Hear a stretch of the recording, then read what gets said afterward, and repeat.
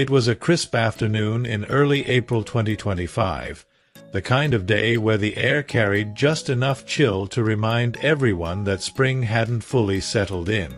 The White House press room buzzed with its usual energy, reporters shuffling papers, adjusting microphones, and exchanging quick whispers about the day's briefing. Peter Doocy, Fox News senior White House correspondent, stood near the front, his notepad in hand, his sharp eyes scanning the room. He'd built a reputation over the years as a tenacious questioner, someone who didn't shy away from pressing the administration, no matter who was in charge. Today, though, he had a specific target in mind: Karoline Leavitt, the White House press secretary.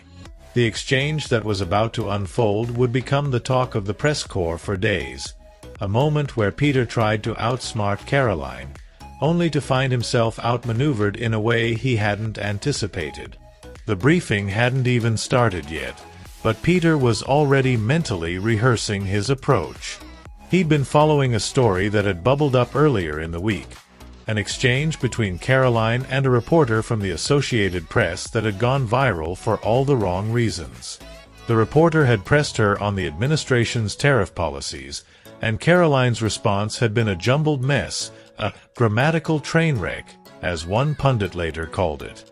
Social media lit up with mockery, and Peter saw an opportunity. He wasn't just going to ask about tariffs. He was going to use the moment to challenge Karoline's credibility, to show that she couldn't handle the heat of the press room. He'd done this before with previous press secretaries, turning small missteps into headline-making confrontations. Today, he figured, would be no different. Karoline stepped up to the podium at precisely 1 p.m., her blonde hair neatly pulled back, her expression calm but resolute. At 27, she was one of the youngest press secretaries in history, a fact that her critics often pointed to when questioning her experience. But she'd proven herself a fierce defender of the administration, quick with a retort and unflinching under pressure. Peter watched her closely as she began with the usual opening remarks, updates on the president's schedule, a few prepared statements about economic initiatives. He waited, biding his time, knowing the real action would come during the Q&A. When Karoline finally opened the floor to questions, Peter's hand shot up. She nodded in his direction, a faint smirk tugging at the corner of her mouth. She knew Peter well by now.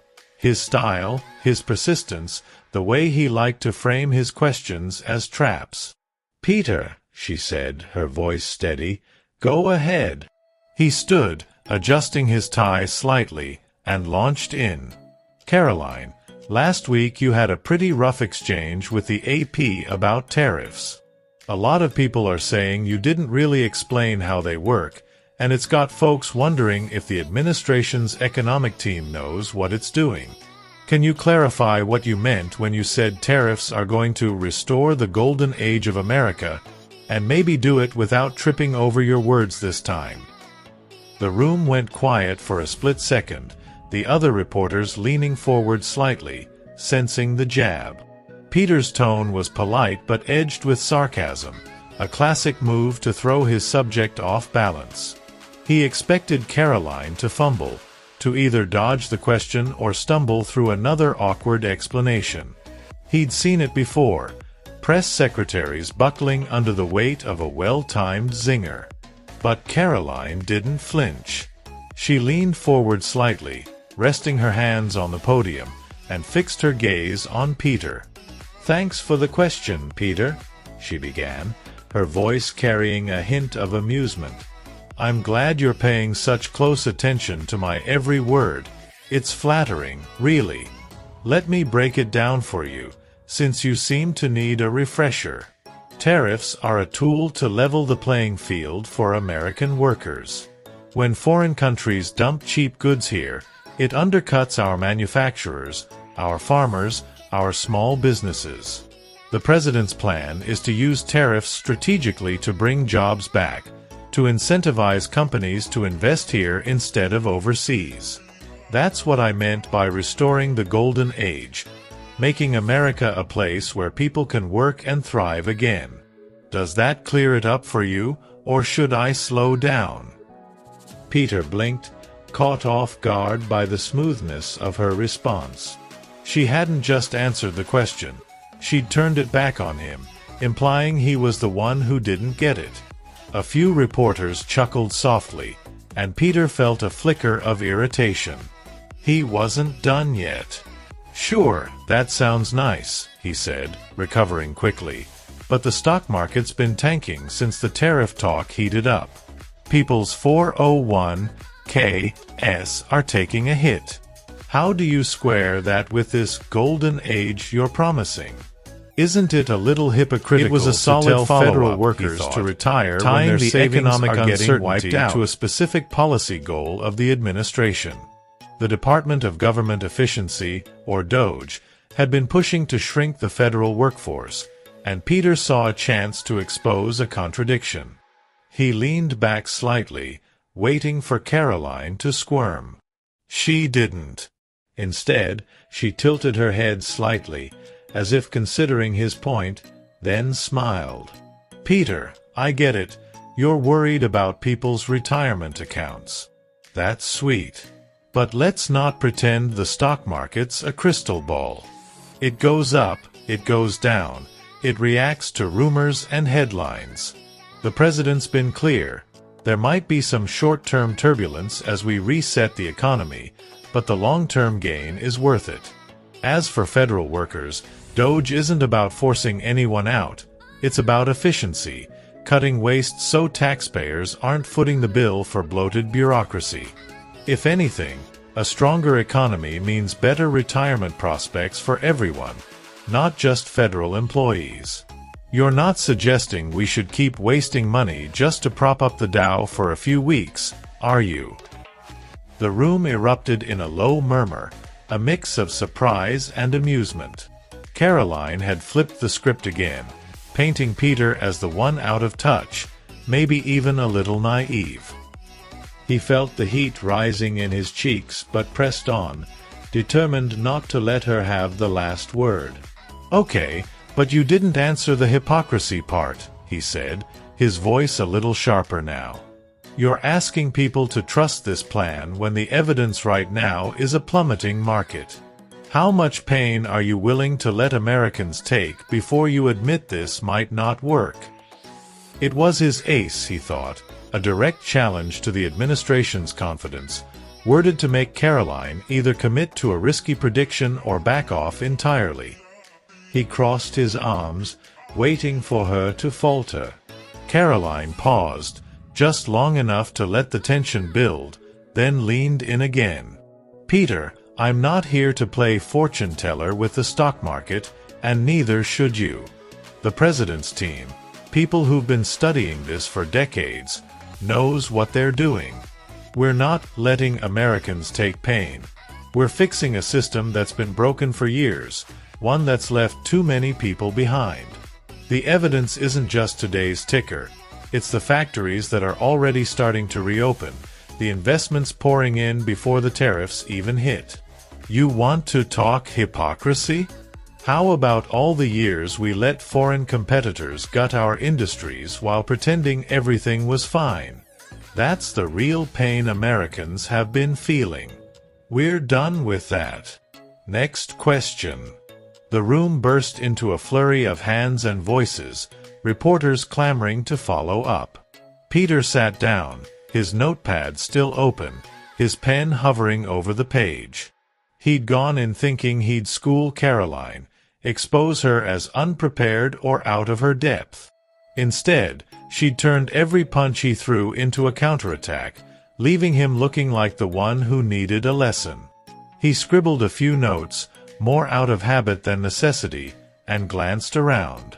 A couple of colleagues shot him sympathetic looks, but most were already focused on the next questioner.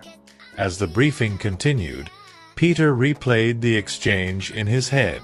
He had to admit, grudgingly, that Karoline had been ready for him. She'd taken his bait, the tariff flub, the market drop, the DOGE angle, and spun it into a defense that sounded not just plausible but confident. It wasn't that she'd dodged his points, she'd reframed them, making him seem like he was missing the bigger picture. He'd underestimated her, and that stung more than the chuckles from the press corps. Later that day, as he filed his story back at the Fox News Bureau, Peter kept it factual. White House Press Secretary Karoline Leavitt faced tough questions on tariffs and economic policy today, defending the administration's strategy amid a volatile market. He didn't mention his own role in the exchange, didn't need to. Clips were already circulating online, pundits dissecting every word. Some praised his persistence, others mocked his failure to land a blow. Doocy tried to dunk on Leavitt and got posterized, one tweet read, racking up thousands of likes. Back at the White House, Karoline wrapped up the briefing and headed to her office, a small smile playing on her lips. She'd known Peter would come for her. He always did. But she'd prepared, rehearsed her lines with the economic team, anticipated his angles. It wasn't just about surviving the press room, it was about winning it. And today she had.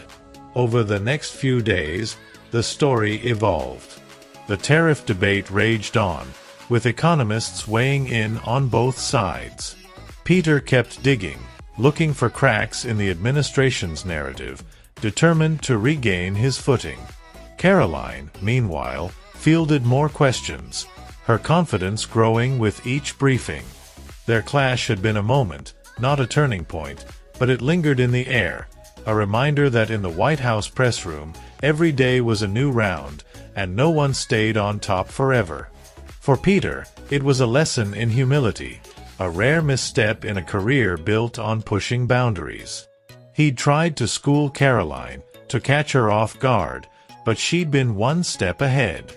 And as he sat at his desk that evening, the hum of the newsroom around him, he couldn't help but respect her for it, just a little.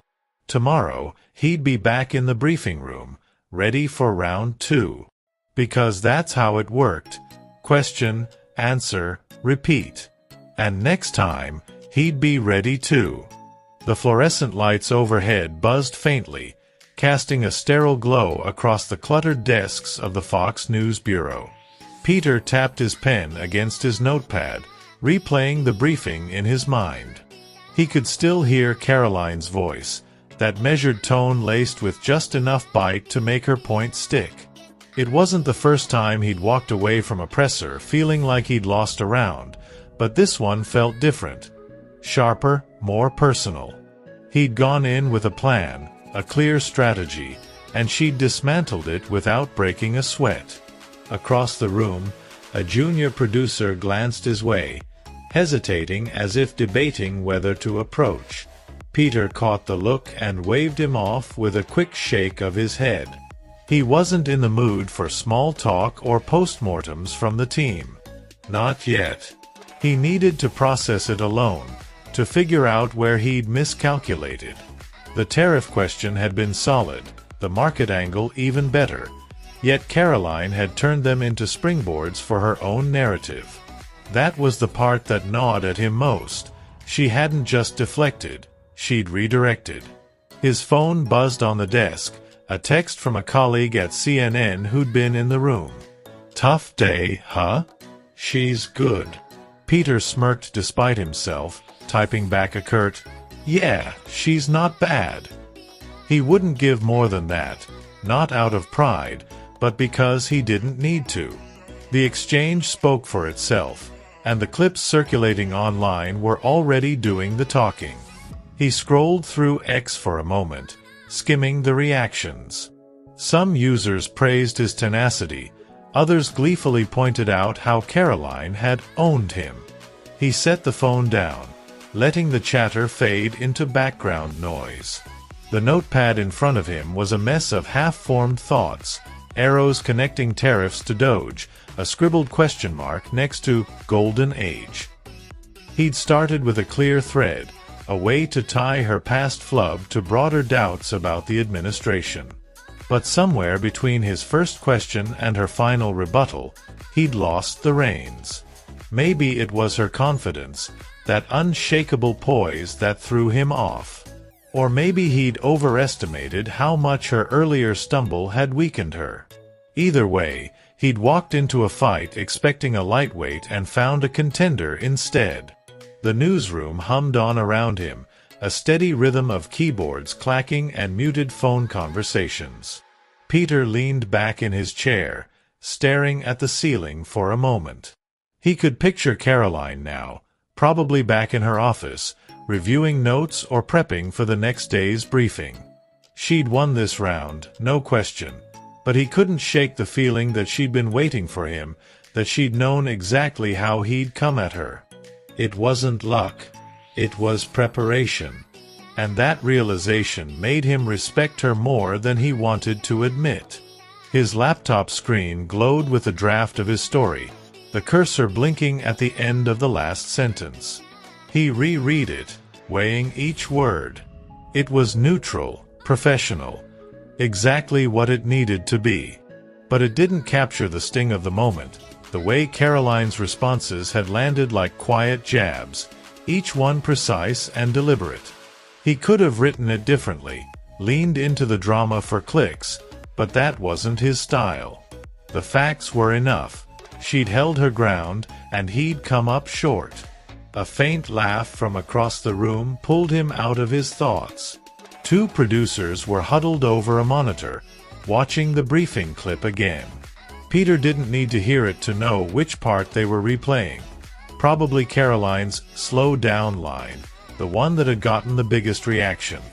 He shook his head, a wry smile tugging at his lips. She'd played the room like a pro, and he'd been the foil. It wasn't the end of the world, just a bruise to the ego. He'd had worse. The pen in his hand felt heavier now, a small reminder of the day's weight. He set it down and rubbed his temples, trying to shake off the lingering frustration. He'd been in this game long enough to know that no single briefing defined you, not as a reporter, not as a press secretary. Karoline had her moment, but he'd have his too. The press room was a marathon, not a sprint, and he wasn't about to let one lap throw him off stride. His phone buzzed again, this time a notification from a news alert. Another outlet had posted their take on the briefing, headlined, "Leavitt shuts down Doocy in Tariff Tangle." He skimmed it, noting the usual spin, her poise, his persistence, the administration's messaging. It was fair, mostly, though it stung to see his name in the "shuts down" part. He closed the app, letting the screen go dark. Enough of that for now. The noise of the newsroom seemed to fade as he focused inward, replaying her final words, "We're done with that." It wasn't just a dodge, it was a declaration, a line in the sand. She'd taken his challenge and made it hers, turning a question about pain into a critique of the past. He had to hand it to her. It was clever. Annoyingly so. He jotted a quick note on his pad, "Reframe next time," a reminder to watch for that move in their next clash.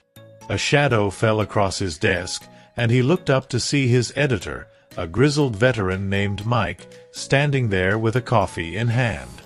"Rough one today?" Mike asked, his tone casual but his eyes sharp. Peter shrugged, keeping it light. "She's quick. I'll get her tomorrow." Mike nodded, sipping his coffee. "You always do. Just don't let her get too comfortable up there." He wandered off, leaving Peter with a faint grin.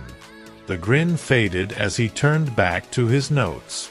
Comfortable wasn't the word he'd use for Karoline. She was too sharp for that, too aware of the room. He'd misjudged her today, seen her youth and assumed it meant inexperience. But she'd handled him like she'd been doing this for decades, not months. It was a rookie mistake on his part, and he wouldn't make it again. The clock on the wall ticked toward 7 p.m., the newsroom starting to thin out as the evening shift took over. Peter stayed put, his mind still churning. He could hear Karoline's voice again, that faint smirk in her tone when she'd said, "Does that clear it up for you?" It had been a taunt, subtle but unmistakable. She'd known she had him then, and she'd leaned into it. He couldn't decide if it was arrogance or just good instincts. His fingers hovered over the keyboard, tempted to tweak his story one more time. Maybe add a line about her confidence, hint at the dynamic that had played out. But he pulled back. The piece was done, clean, concise, ready to run. Anything more would be personal, and he wasn't here to settle scores through copy. That's what the briefing room was for. The hum of the newsroom settled into a quieter rhythm, the day's chaos giving way to a steady drone. Peter glanced at his phone again, the X app still open from earlier. A new post caught his eye, a clip of Karoline's "slow down" line with a caption. Doocy thought he had her. He thought wrong. He chuckled softly, shaking his head. The internet loved a winner, and tonight, that wasn't him. He leaned forward, resting his elbows on the desk, and stared at his notepad. The tariff question had been his opener, the market drop his closer. Both solid, both fair. So where had it gone wrong? It wasn't the questions. It was her. She'd been ready, not just with answers but with a rhythm that kept him off balance. He'd have to rethink his approach, find a new angle. She'd expect him to come back swinging, and he couldn't disappoint her. The fluorescent lights flickered slightly, a brief stutter that went unnoticed by the few staffers still around. Peter didn't notice either, too lost in his thoughts. He could still see her at the podium, hands steady, eyes locked on his. She hadn't just answered him, she'd challenged him, dared him to keep up. And he hadn't, not today. That was the part that stuck with him, the part he'd carry into tomorrow. His chair creaked as he shifted, stretching out the stiffness in his shoulders. The day had been long, the briefing just one piece of it, but it loomed larger than the rest. He'd faced tougher opponents, sure. Press secretaries with decades on him, political operatives who'd mastered the dodge. Karoline was different, though. Younger, hungrier, with a knack for turning the tables. He'd underestimated that hunger, and it had cost him. The notepad stared back at him, a silent witness to the day's defeat. He flipped it closed, tucking it into his bag alongside his pen. Tomorrow was another shot, another chance to test her. He'd be there, front row, hand raised, ready to push. Because that's what he did. Question, probe, repeat. And Karoline, he knew, would be waiting. The newsroom felt smaller now, the evening quiet seeping into the corners where the day's bustle had once reigned. Peter's desk lamp cast a warm circle of light over his workspace, the rest of the room dimming around him. He sat there, bag packed, but made no move to leave. His mind was still in the briefing room, still locked in that exchange with Karoline. It wasn't over. Not for him. Not yet. He pulled the notepad back out, flipping it open to the page he'd been scribbling on. The ink was smudged in places, a testament to his restless energy during the briefing. He traced a finger over the words "Golden Age," circling them absent-mindedly. That phrase had been her anchor, the hook she'd hung her whole argument on. He'd tried to knock it loose, but she'd held firm. It was a good line, he had to admit, vague enough to inspire, specific enough to defend. The chair creaked again as he leaned back, his eyes drifting to the ceiling. He could still see her standing there, the podium a shield she didn't even need. She'd looked at him. Not through him, not past him, but right at him, and delivered her answers with a precision that felt almost rehearsed. But it wasn't rehearsed, he knew that. It was instinct, honed by months in the hot seat. He'd faced press secretaries who relied on scripts. Karoline didn't. That's what made her dangerous. His phone sat silent now, the earlier buzz of notifications fading into the past. He didn't pick it up, didn't need to see more takes on the day's clash. The story was out there, spinning itself into whatever narrative the public wanted. Peter's role in it was done, for now. But the quiet of the newsroom gave him space to think, to dissect what had happened. He'd gone in too cocky, maybe, too sure he could rattle her. She'd turned that confidence against him, and he hadn't seen it coming. The air in the room felt stale, heavy with the scent of coffee and printer ink. Peter stood, stretching his legs, and paced a few steps to the window. Outside, the city lights blinked in the dusk, a steady pulse against the darkening sky. He rested a hand on the cool glass, letting his thoughts settle. Karoline had won today, no question. But it wasn't a knockout, just a point on the board. He'd lost rounds before and come back stronger. This would be no different. Back at his desk, he sat again, pulling his laptop closer. The story was filed, but he opened a new document anyway, typing out a few stray thoughts. She's fast. Doesn't flinch. Watch the reframes. It wasn't for anyone else, just a note to himself, a map for tomorrow. He'd need to come at her from a different angle, something she couldn't anticipate. The Tariff thing was played out now. She'd had her say. He'd find a new thread, something fresh. The hum of the newsroom was barely audible now, the last few staffers trickling out. Peter stayed put, the solitude suiting him. He liked this time of day, when the chaos gave way to clarity. He could hear his own breathing, steady and slow, as he replayed her words again. You're not suggesting we should keep wasting money just to prop up the Dow for a few weeks, are you? That had been the killer, the line that turned his question into her victory. He'd walked right into it. He smirked to himself, shaking his head. She'd gotten him good, no denying it. But there was something almost fun about it, too, a challenge he hadn't felt in a while. Most press secretaries played defense, dodging and weaving. Karoline went on offense, and it made the game more interesting. He'd underestimated that spark, and it had cost him. Next time, he'd match it. The laptop screen glowed softly, the cursor blinking in the empty document. He typed another line, "Don't let her set the pace." That was the key, he realized. She'd controlled the rhythm today, kept him reacting instead of acting. He'd have to disrupt that, throw her off her game. It wouldn't be easy, she was too sharp for cheap tricks, but he'd find a way. He always did. A faint clatter from the hallway broke his focus, probably the cleaning crew starting their rounds. Peter glanced at the clock, 7:15 p.m. He should have been gone by now, home with a beer and the TV on low. But he wasn't ready to let go of the day, not when it still felt unfinished.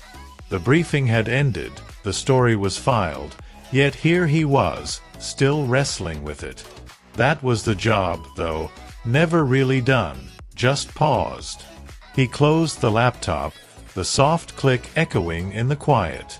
His bag sat ready, the notepad tucked inside, but he lingered, fingers drumming on the desk. Karoline's face flashed in his mind again, those steady eyes, that faint smirk. She'd known she had him, and she'd enjoyed it. He couldn't blame her. He'd have done the same in her shoes. It was the press room's unwritten rule. Take your wins when you get them. The window drew him back, the city lights sharper now against the full dark. He stood there, hands in his pockets, letting the day settle. He'd lost today, sure, but it wasn't a rout, just a stumble. Karoline had her moment, and she'd earned it. But Peter wasn't the type to stay down. He'd be back tomorrow, sharper, ready to push again. That's what kept him going. The next question, the next chance. His reflection stared back at him in the glass, a faint outline against the night. He looked tired, maybe, but not defeated. The briefing replayed one more time in his head, her voice cutting through the noise. Next question. She'd dismissed him, moved on, left him sitting there with his pen in hand. It had stung then, still did now. But it also lit something in him, a quiet resolve. He turned from the window, grabbing his bag with a decisive motion. The newsroom was empty now, the last lights flickering off as he headed for the door. The day was done, but his mind was already on tomorrow, on Karoline, on the podium, on the fight still ahead. She'd won this round, but he'd be damned if he let her sweep the series. He'd find his opening, his moment. The hallway was dim, the cleaning crew's cart rattling somewhere out of sight. Peter's footsteps echoed as he walked, steady and sure. He could still feel the weight of the briefing, the way it had slipped from his grasp. But it wasn't failure, just a lesson. Karoline was good, better than he'd given her credit for. That only made it more interesting. The elevator dinged, doors sliding open to an empty car. He stepped in, pressing the button for the ground floor. As it descended, he leaned against the wall, bag slung over his shoulder. Her words echoed again. "Does that clear it up for you?" And he chuckled softly. Yeah, it was clear. She'd played him today, turned his own game against him. But he'd learned something too. The doors opened to the lobby, the cool night air seeping in as he stepped outside. The street was quiet, the city winding down. Peter paused, taking a deep breath, letting the day's tension ease out of him. He'd lost a round, sure, but the fight wasn't over. Karoline had her win, her clip circulating, her moment in the spotlight. He'd give her that. He started walking, the rhythm of his steps matching the pulse of his thoughts. Tomorrow, he'd be back, front row, notepad ready, questions sharp. She'd be there too, waiting, probably expecting him to come harder. Good. Let her. He'd be ready this time, not just to spar but to strike. Because that's what he did. Question, probe, repeat. The night stretched out ahead, the city lights guiding him home. Peter's mind stayed on the briefing, on Karoline, on the next move. She'd schooled him today, no doubt about it. But he'd learned from it, and that was enough. Tomorrow was another day, another chance. And he wouldn't miss twice. The air outside was crisp, a faint breeze tugging at his jacket as he walked. The streets were mostly empty, the occasional car humming past, headlights cutting through the dark. Peter kept a steady pace, his bag bouncing lightly against his hip. The briefing looped in his head, a reel he couldn't stop playing. Every word, every pause, every shift in her tone. It was all there, etched into his memory like a script he hadn't written. He crossed an intersection, the traffic light blinking red above him. The quiet of the night was a stark contrast to the newsroom's hum, giving him room to think. Karoline's face kept surfacing, those steady eyes, that controlled delivery. She'd been unflappable, turning his questions into her platform.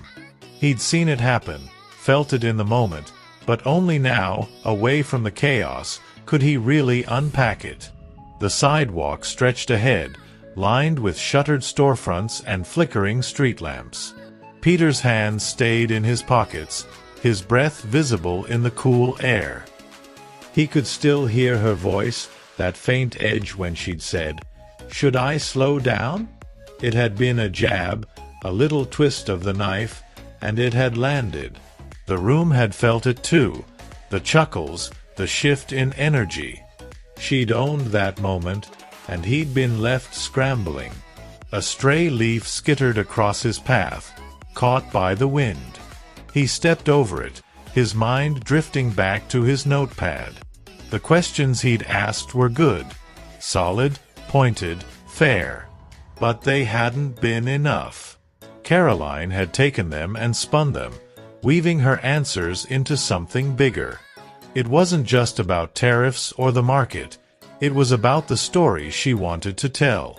And he'd let her tell it. The city loomed around him, a mix of shadows and light. Peter's footsteps echoed faintly, a steady beat against the night. He wondered briefly what Karoline was doing now. Probably back at the White House, debriefing with her team, maybe even laughing about the exchange. She'd earned that laugh, he supposed. He'd given her the opening, and she'd taken it with both hands. He passed a newsstand, its racks empty for the night, and caught a glimpse of his reflection in the glass. His jaw was set, his eyes narrowed slightly, not angry, just focused. Today had been a hit, a rare one, but it didn't shake him. It sharpened him. Karoline was a puzzle now, one he'd figure out. She'd shown her hand today, quick, confident, ready to pivot.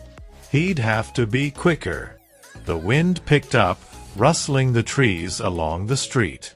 Peter pulled his jacket tighter, his thoughts circling back to the briefing's end. "Next question," she'd said, moving on like it was nothing. That dismissal had stung more than the rest, a quiet signal that she'd finished with him. He'd sat down then, pen still in hand, feeling the weight of the room shift away. It wasn't defeat, not really, just a moment he hadn't controlled. A distant siren wailed, fading as quickly as it came. Peter kept walking, the rhythm of his steps grounding him. He could still see the press room in his mind, the rows of chairs, the podium, the sea of raised hands. He'd been in that room countless times, faced down tougher opponents than Karoline. But she'd surprised him, and that was the part he couldn't let go. Not her answers, not her poise, just the fact that he hadn't seen it coming. The street curved slightly, leading him toward his neighborhood. He passed a bodega, its neon sign buzzing faintly, and nodded to the clerk sweeping the stoop. The normalcy of it, the city ticking on around him, felt oddly distant. His head was still in the game, still on that podium. Karoline had turned his questions into a mirror, reflecting them back at him. He'd have to break that mirror next time. His phone stayed silent in his pocket, no more buzzes to pull him out of his thoughts. He didn't need them anyway, the day was loud enough in his mind. He could hear the murmurs of the press corps, the scratch of pens, the click of cameras. And over it all, Karoline's voice, steady and sure. She'd played the room like a conductor, and he'd been one of the instruments. That wouldn't happen again. The buildings grew familiar now, his apartment block just a few streets away. Peter's pace didn't slow, his energy still coiled tight. He wondered what his colleagues had thought, the ones who'd watched it unfold. Some probably smirked, others nodded in respect. For her, not him. It didn't matter. The press room wasn't about their opinions. It was about the questions and the answers. And today, she'd had the better ones. A street lamp flickered as he passed, casting a brief shadow across the pavement. He glanced up, half expecting to see something, but it was just the night, quiet, unyielding. His mind went back to her final line, "We're done with that." It had been a mic drop, subtle but effective. She'd shut him down and moved on, leaving him with nothing to push back on. That was the move he'd missed, the one he'd counter next time. The air grew colder, the breeze sharper against his face. Peter tucked his chin down, his thoughts narrowing. He'd been too predictable today. Tariffs, markets, Doge. She'd seen it coming, had her responses locked and loaded. He'd need something less obvious, something to throw her off that polished rhythm. She was good, but she wasn't invincible. No one was. His building came into view, a squat brick structure dwarfed by the taller ones around it. Peter slowed slightly, fishing his keys from his pocket. The briefing still clung to him, a weight he couldn't shake. He could picture her now, standing there, hands on the podium, eyes locked on his. She'd known she'd won, and she'd let him know it too. That quiet confidence, it was her weapon, and he'd felt its edge. The keys jangled in his hand, a small sound against the night's stillness. He reached the door, pausing before turning the lock. The day replayed one last time. His questions, her answers, the room's reaction. It wasn't about pride, not really. It was about the game, the push and pull of it. She'd pulled harder today, and he'd stumbled. But he'd get his footing back. He stepped inside, the lobby dim and silent. The elevator was out of service. Typical. So he took the stairs, his steps echoing up the narrow shaft. Each one felt like a beat, a countdown to tomorrow. Karoline had her moment, her win. He'd give her that. But he'd be there in the morning, front row, ready to push again. That's what he did. The stairwell smelled faintly of dust and old paint, a familiar tang that grounded him. Peter climbed, his bag heavy on his shoulder. He could still hear her voice, that faint smirk in her tone. It wasn't personal. She was just doing her job, same as him. But it felt personal, and that's what kept him going. Not anger, not spite, just the need to even the score. His apartment door loomed at the end of the hall, a plain slab of wood under a flickering light. He unlocked it, stepping into the dark. The place was quiet, the hum of the city muted behind closed windows. He dropped his bag by the door, kicking off his shoes. The briefing was still there, a shadow in his mind, but it was softer now, less sharp. He'd lost today, sure. But he'd learned. He crossed to the window, looking out at the street below. The lights blinked on, same as always, the city indifferent to his day. Peter stood there, hands in his pockets, letting it all settle. Karoline had schooled him, turned his own game against him. But he'd be back, sharper, smarter, ready. Because that's how it worked. Question, answer, repeat. And tomorrow, he'd make her work for it.